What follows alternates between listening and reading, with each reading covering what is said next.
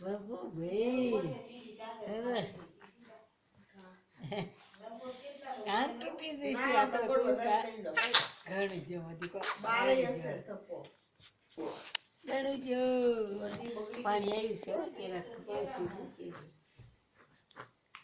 લા હું જા વિકી તેડતો આવશે જા આરામ છે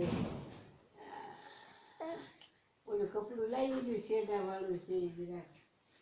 અને લીધું